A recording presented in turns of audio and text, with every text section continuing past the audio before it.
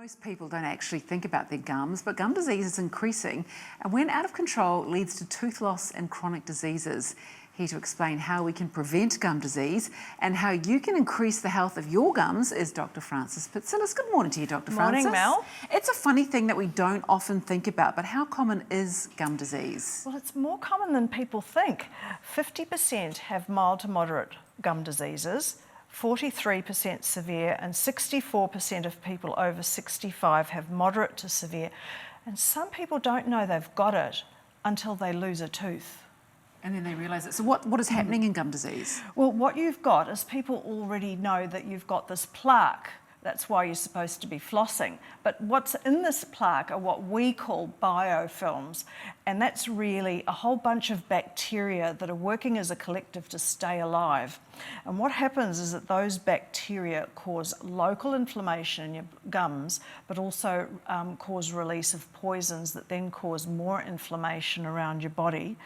Now, the main culprit bacteria in this plaque is a bacteria called P. gingivalis, and there are a whole lot of other bacteria, and the first stage of it is where you get gingivitis, and that's where you get red swollen gums and you bleed when you brush your teeth. Okay. But if it gets worse, it's called periodontitis, and this is where the ligament that's holding your tooth onto the bone is gone.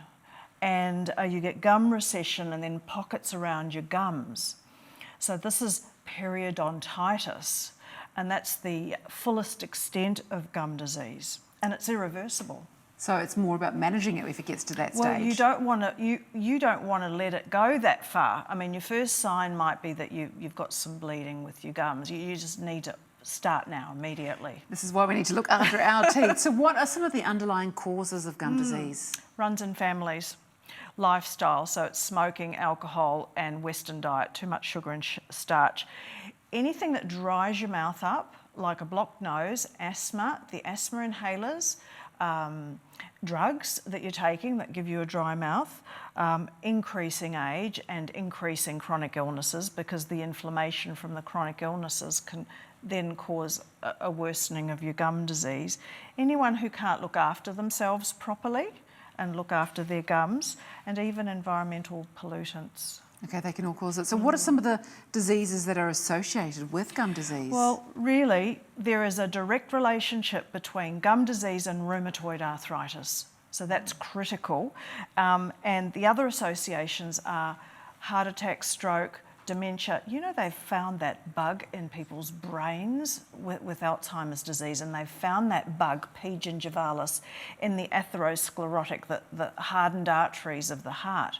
So this bug gets everywhere in your body and causes also osteoporosis, preterm and low birth weight babies. That's why it's important when you're pregnant to go to the dentist and look after your gums. Lung diseases, oral cancers, and other cancers of the lungs and upper gut. And it's something that we do often put off. We don't go to the dentist as often as we should to check on our teeth and make sure they're nice and clean. And gums. And we have to listen to the advice. It's about home maintenance, because the dentist isn't going to keep your gums healthy for you. So that's when they say when you brush your teeth, you need to brush your gums as well, don't you? Well, you've got to brush your teeth in the right way. Not that I'm the dentist, and the dentist will tell you about flossing. The dentist will tell you what your unique situation should be.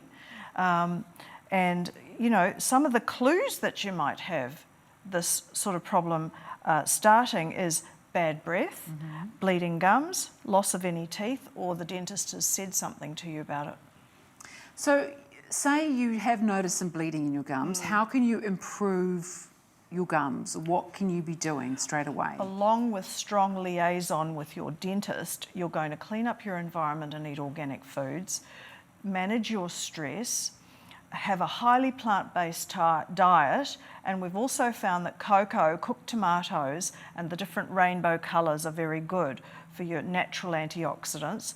Work with your family doctor to control any chronic disease that you might have, and ask your doctor to test and correct vitamin D, iron, folic acid and B12. Right. And you're also saying, so sometimes, because when often if you think your teeth, that your gums are bleeding or whatever, you think, oh, it's a problem with my mouth. But what you're saying is that it goes far beyond just your mouth, doesn't it? Absolutely, it affects your whole body. And that's pretty terrifying. So how can someone improve their gum health? Well, apart from what we've said, there are some supplements that you can take. We know that fish oil is anti-inflammatory.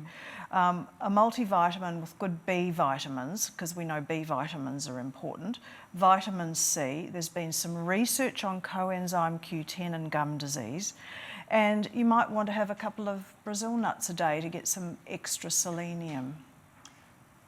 So I think really, in the end, you've got to look at your family, look at your own conditions and diseases, and really remember that most people have got a gum problem, and that you're likely to have a gum problem, and that you've got to be doing a healthy lifestyle and look after your gums. Excellent. So action it and go for a regular teeth clean with your dentist. Should that be once a year, once every 6 months? Everyone's different. I go more frequently than most people because I need it, so you need to follow what your dentist says. Excellent. I know what I'm doing after the show. I am booking in for a overdue teeth clean. Thank you so much, Dr. Francis.